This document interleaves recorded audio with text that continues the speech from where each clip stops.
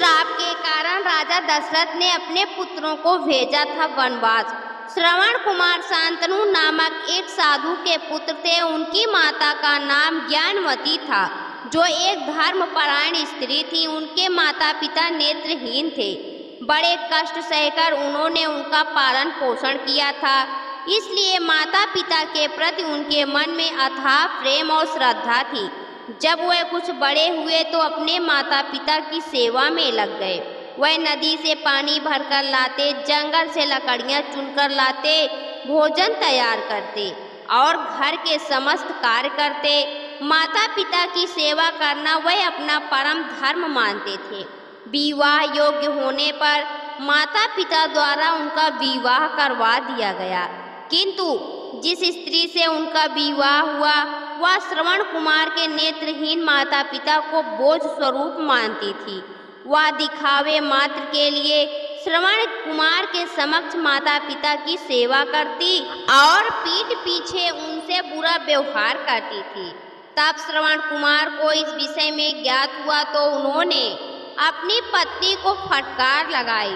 तब रूठ कर वह अपने मायके चली गईं और कभी वापस नहीं आई। पत्नी के जाने के बाद श्रवण कुमार ने अपने माता पिता को कभी कोई दुख नहीं पहुंचने दिया। समय के साथ साथ श्रवण कुमार के माता पिता वृद्ध हो चले थे। उनकी इच्छा मृत्यु पूर्व तीर्थ यात्रा पर जाने की थी। एक दिन उन्होंने अपनी इच्छा श्रवण कुमार को बताई तो श्रवण कुमार उनकी इस इच्छा की पूर्ति की तैयारियों में लग गए। 2 बड़ी टोकरियों को एक मजबूत लकड़ी के दोनों छोर पर बांधकर उन्होंने कांवड़ तैयार किया। एक टोकरी में अपने पिता को बैठाया और एक में अपनी माता को। फिर उस कांवड़ को अपने कंधों में लाद कर वह विभिन्न तीर्थों की यात्रा पर निकल गए। वह अपने माता पिता को काशी, गया, प्रयागराज जैसे कई तीर्थों पर ले गए। तीर्थ स्थानों का वर्णन कर वह अपने माता पिता को सुनाया करते थे। इस तरह उनके नेत्रहीन माता पिता उनकी आँखों से तीर्थ दर्शन करने लगे। एक संध्या श्रवण कुमार कांवड़ लेकर एक वन से प्रस्थान कर रहे थे। उनके माता पिता बहुत देर से प्यासे थे। उन्होंने श्रवण कुमार से पानी लाने को कहा।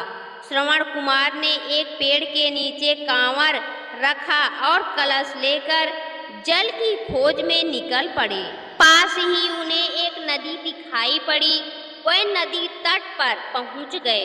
उस दिन अयोध्या के राजा दशरथ उसी वन में आखेट कर रहे थे। दिन भर वन में भटकने के उपरांत भी उन्हें कोई आखेट न प्राप्त हो सका। वह वापस लौटने का मन बना ही रहे थे कि उन्हें नदी तट पर आहट सुनाई पड़ी। उन्होंने सोचा कि अवश्य ही कोई वन्य जीव नदी तट पर प्यास बुझाने आया है।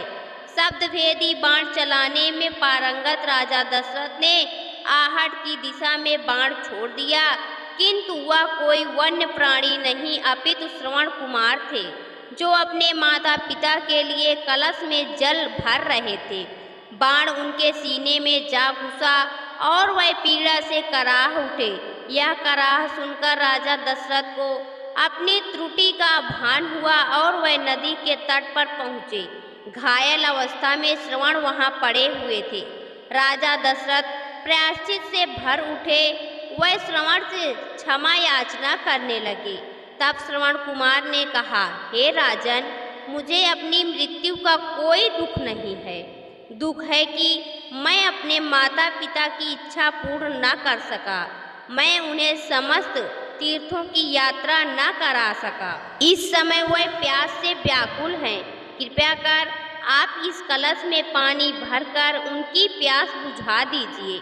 इतना कहकर श्रवण कुमार ने अपने प्राण त्याग दिए। अनजाने में स्वयं से हुए इस अपराध से दुखी राजा दशरथ श्रवण के माता पिता के पास पहुँचे। श्रवण कुमार के माता पिता कदमों की आहट से जान गए कि वह उनका पुत्र नहीं है। पूछने पर राजा दशरथ ने पूरा वृत्तांत सुना दिया। अपने पुत्र की मृत्यु का समाचार सुनकर माता पिता विलाप करने लगे और उन्होंने राजा दशरथ को श्राप दिया कि पुत्र वियोग में तड़प तड़प कर वह भी अपने प्राण त्यागेंगे। दोस्तों, आपको यह कथा कैसी लगी कमेंट बॉक्स में ज़रूर बताएं। वीडियो को लाइक करें, शेयर करें और हमारे चैनल को सब्सक्राइब करना ना भूलें।